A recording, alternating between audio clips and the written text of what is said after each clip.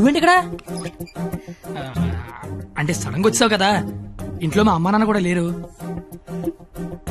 నాకు ఇప్పుడు ఏం చేయాలి అర్థం కావట్లేదు. అయితే నన్ను లోపలికి రమ్మను. లోపల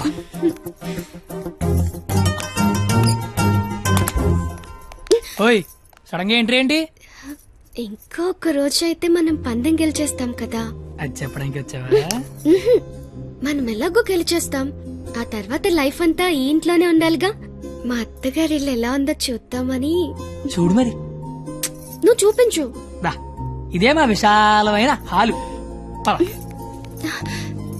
ఇగో ఇదే మా డైనింగ్ టేబుల్. నెక్స్ట్ ఐటమ్ ఇదే మన బెడ్రూమ్. ఛీ, ఈ టైంలోనా? అత్తయ్య వాళ్ళు చూస్తే బాగోదు. అయినా సిగ్గులేదు నీకు.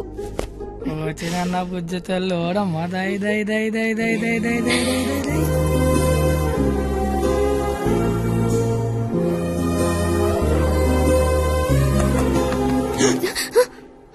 అయ్యో బాబు, మీ నాన్న వస్తాడు. చూస్తే పెంట పెంట పెట్టేస్తాడు. టేబుల్ కింద అమ్మ దొరికిపోతాం. బాత్రూమ్ దాకు. మా నాన్న అక్కడికి వెళ్తాడు. బెడ్రూమ్ దాకు. కొత్త ఐడియాలు రావా నీకు? ఇది మీ ఇల్లు కాబట్టి నేను దాక్కోవాలి, నువ్వు డోర్ తీయాలా? అదేం కుదరదు. నువ్వు వెళ్ళి దాక్కో, నేను వెళ్ళి డోర్ తీస్తా. బాబు చెప్పింది.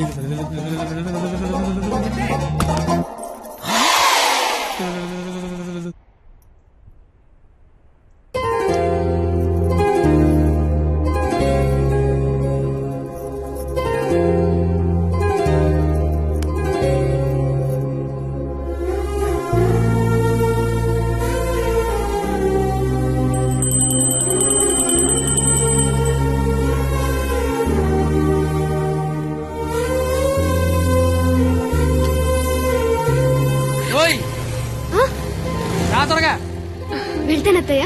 వెళ్తాను కాదు, వెళ్ళొస్తాను అనాలి. వెళ్ళొస్తాను.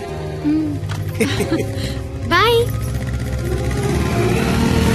ఈ ఒక్కరోజు గడిచేస్తే మనం పందెం గెలిచేస్తాం. ఆల్రెడీ గెలిచేసినట్టేగా. ఇంకా మనం లైఫ్ లాంగ్ హ్యాపీగా.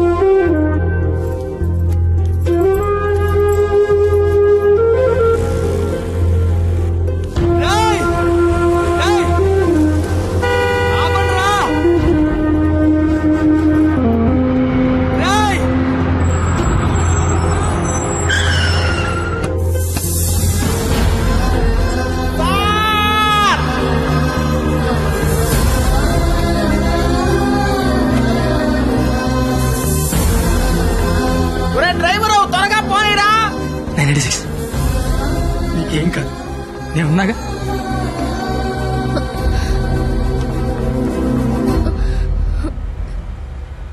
బ్లడ్ వస్తుందా? రక్తం రావడం తెలియట్లేదు, కానీ కన్నీళ్లు రావడం తెలుస్తోంది. కత్తి అని త్వరగా పోనిమ్మనరా. దేవుడు మళ్ళీ లైఫ్ అంటూ ఇస్తే త్వరగా కలిసే కత్తి. ఇలాగే యాక్సిడెంట్ అయిపోతే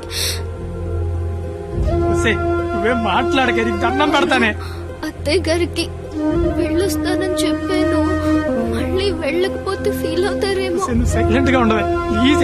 నాకు అసలు ఏం చేయాలి అర్థం కావట్లేదు. నేనేం చేయలేని రోజు ముద్దివ్వు, ఏదైనా చేసే ధైర్యం వస్తుందన్నావు. ధైర్యం కావాలా? ఏమొద్దు, నువ్వు మాట్లాడకు. ఓ నీ ధైర్యం నాకివ్వు.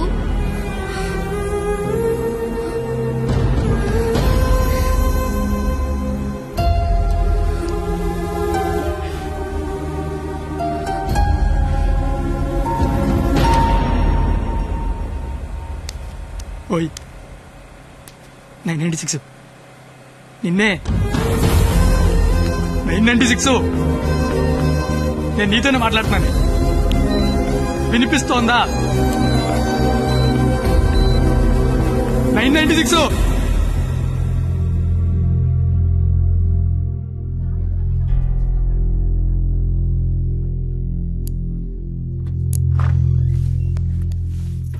సార్ తను బానే ఉంది కదా? తనకి లెఫ్ట్ సైడ్ రిబ్స్ ఫ్రాక్చర్ అయ్యాయి. బ్రీతింగ్ తీసుకుంటున్నప్పుడు లంగ్స్ ఎక్స్పాండ్ అవడం కష్టంగా ఉంది. ఎంత టైంలో చేయించండి? Maximum 6 hours. సుమారుగా ఎంత ఖర్చు అవుతుంది? 3 lakhs దాకా ఖర్చు అవుతుంది. నాకు కొంచెం టైం కావాలి డాక్టర్. ఓకే, డబ్బు అరేంజ్ చేసుకోవాలి కదా. కానీ గంటకి తన కండిషన్ చాలా క్రిటికల్ అవుతుంది. ఈ 6 hours కూడా గ్యారంటీగా తను బతుకుతుందని చెప్పలేము.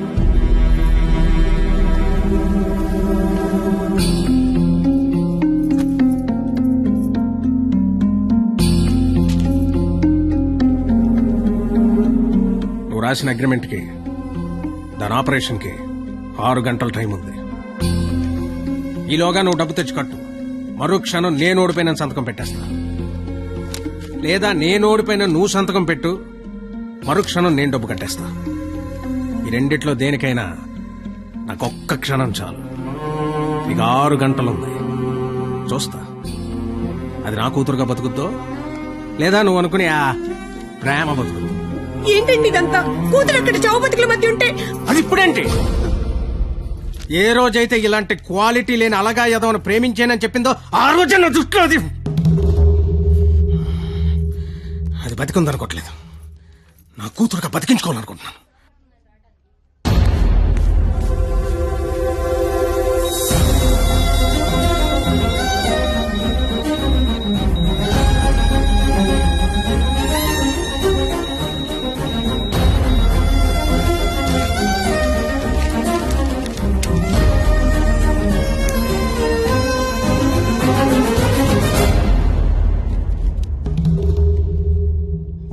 లక్షలు అనేసరికి కనీసం ప్రయత్నం చేయకుండా ఎలా సంతకం పెట్టేస్తున్నాడు చూడు. ఈడి ప్రేమ ఖరీదు 3 లక్షలన్నమాట. నేనేం చేయలేనని నీకు తెలుసు. ఉన్నవే 6 గంటలు. ఇప్పుడు నేను డబ్బు కోసం పరిగెడితే మా నాన్న ఇల్లు అమ్మేసి మా ఫ్రెండ్ ఆటో అమ్మేసి ఇస్తారు. అవి నేను సంపాదించను కావు. ఆ ఏడాదించోడు 25-50 ఇస్తాడు. అదెందుకు సరిపోదు. అది అక్కడ ప్రాణాలతో కొట్టుకుంటుంది. ఇప్పుడు నాకు ఈ పందెం కంటే దాని ప్రాణమే ముఖ్యం. గెలిచినోడు గురించి అందరూ చెప్పుకుంటారు, ఓడిపోయినోడు అందరికీ కారణాలు చెప్పుకుంటాడు. ఇలాగా నీలాంటోడికి ప్రేమించాను అని చెప్పడం మట్టి మీద మట్టి అని రాసినంత తేలిక. కానీ అది నిలబెట్టుకోవడం నీళ్లు మీద నీళ్లు అని రాసినంత కష్టం. పో, ఇంకెప్పుడు నా జీవితంలో గానీ నా కూతురు జీవితంలో గానీ కనబడకు. పో, ఓడిపోతే కాళ్ల మీద పడి క్షమాపణ చెప్తానన్నావు.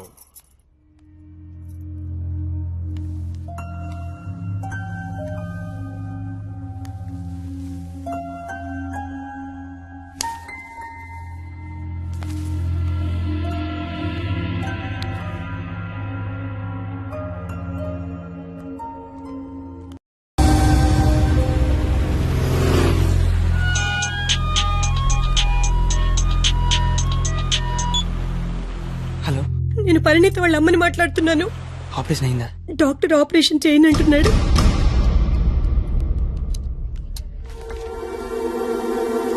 హలో సార్, నన్ను గుర్తుపట్టారా? నేను సార్, మీ దయ వల్ల ఒక హాస్పిటల్ కి ఓనర్ని కాస్తా ఈ హాస్పిటల్లో డాక్టర్ గా జాబ్ చేస్తున్నా. మీ క్వాలిటీ దెబ్బకి బలైపోయిన చాలా మందిలో నేను ఒక్కడు సార్. గుర్తుపట్లా? అంటే ఇప్పుడు ఆపరేషన్ చేయబోయేది నేనే సార్, కానీ చేయటల్లా మానేశా. ఇప్పుడే నిమిషం ముందు నిర్ణయం తీసుకున్నా.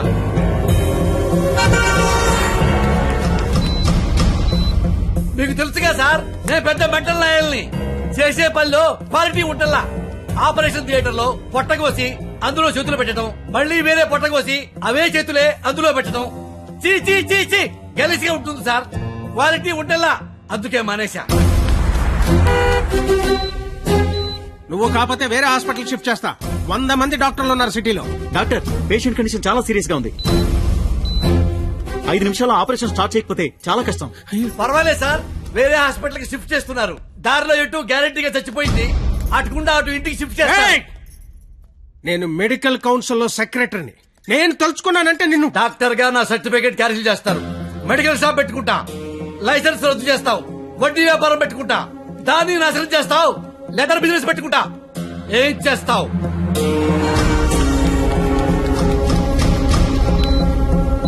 ఈ అవకాశాన్ని వదులుకోను రాజా. నీ మీద కక్ష తీర్చుకోవడం కోసం ఎంత దూరమైనా వెళ్తా. టాటా, చెయ్యు, బాయ్ బాయ్. పోనీ ఎంత డబ్బు కావాలో చెప్పండి, ఇస్తాను. ఏయ్! డబ్బిచ్చి ప్రాణాలు కొనుక్కునే కర్మ నీకుందేమో గాని నాకు లేదు. జీవితంలో క్వాలిటీ మరీ ఎక్కువైతే ఇదిగో ఇలా ఏడవాల్సి వస్తుంది, ఇలాగే ఏడవాల్సి వస్తుంది. మిస్టర్, దేవుడికి డాక్టర్ కి కోపం తెప్పించకూడదు. దేవుడు కోపం వస్తే డాక్టర్ దగ్గర పంపిస్తాడు, డాక్టర్ కోపం వస్తే దేవుడి దగ్గర పంపిస్తాడు. మరో 5 నిమిషాల్లో నువ్వు ఏడవబోయే ఏడుపు వింటానికి అదిగో నా రూమ్ లో వెయిట్ చేస్తుంటా. Good luck for me, bad luck for you. Thank you.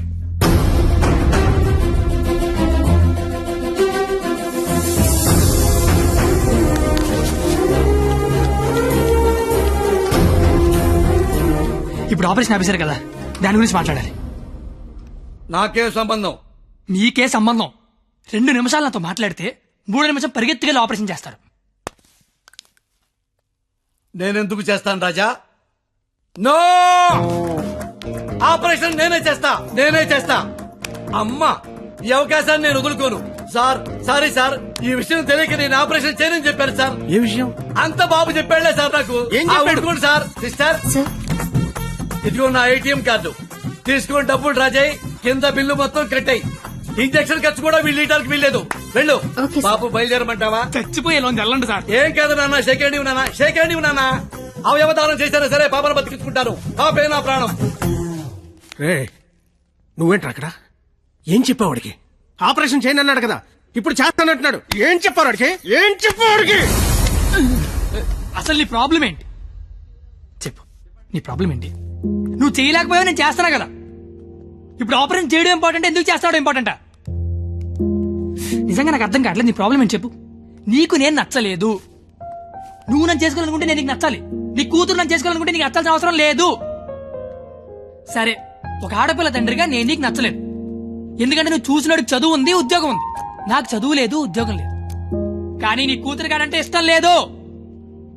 నీకు ఇష్టం లేదు, నేను ఒక 4 రోజులు మీ ఇంట్లో ఉంటేనే భరించలేకపోయావు. నీ కూతురు దానికి ఇష్టం లేని వాడితో జీవితాంతం ఒకే ఇంట్లో ఉండాలి, ఒకే మంచం మీద పడుకోవాలి, కాపురం చేయాలి. అర్థమవుతుందా నీకు? నాకు విషయం చెప్పు. నీలా నీ ఫ్యామిలీని 4 రోజులు పోషించమన్నావు. చివరిలో యాక్సిడెంట్ అయ్యింది, ఆపరేషన్ చేయించలేకపోయినా ఓడిపోయిన సంతకం పెట్టమన్నావు, పెట్టేశా. నీ కూతురు నీకు ఇచ్చా.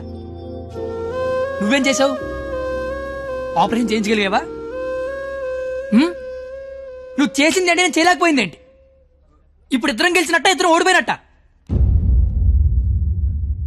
తనకి మన ఇద్దరం కావాలి. నువ్వు ఉన్నావన్న ధైర్యం కావాలి, నేను ఇచ్చే ఆనందము కావాలి. తను ఎగరాలనుకుంటోంది, ఎగరడానికి రెక్కల్లా నేనున్నాను. కానీ ఎగిరి ఎగిరి అలిసిపోతే వాలడానికి కాళ్ళలా నువ్వు ఉన్నావన్న ధైర్యం కావాలి. అసలు నీతో పాటు మా నాన్న కూడా కావాలి అని ఉండకపోతే దాన్ని పెళ్లి చేసుకోవడానికి 3 లేసిన చెప్పి పట్టదు నాకు. నిన్ను కాదు లేచాక దాన్ని అనాలి. ఛీ, ఇదంతా నీకు ఎంత చెప్పినా అర్థం కాదని తెలుసుకోవడం చెప్తాను. నాకైతే అర్థం కావట్లేదు. ఛీ, ఎంత వస్తువు తెస్తే. రాజా, కంగ్రాచులేషన్స్, ఆపరేషన్ బాగా జరిగింది. అమ్మాయి safe. Best of luck. Medical officer గారు, మీరు మీ భార్య లోపలికి వెళ్ళి చూడొచ్చండి.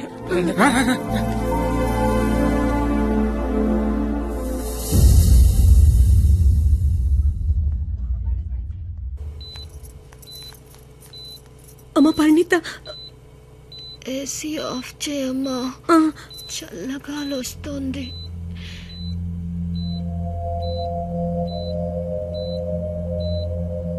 నిన్నొకటి అడగాలి నాన్న.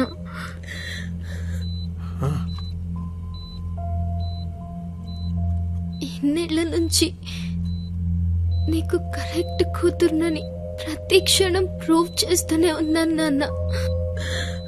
పరిణిత కానీ నువ్వు నాకు కరెక్ట్ నాన్నవని ఒక్కసారి కూడా ఎందుకు ప్రూవ్ చేయలేదు నాన్న?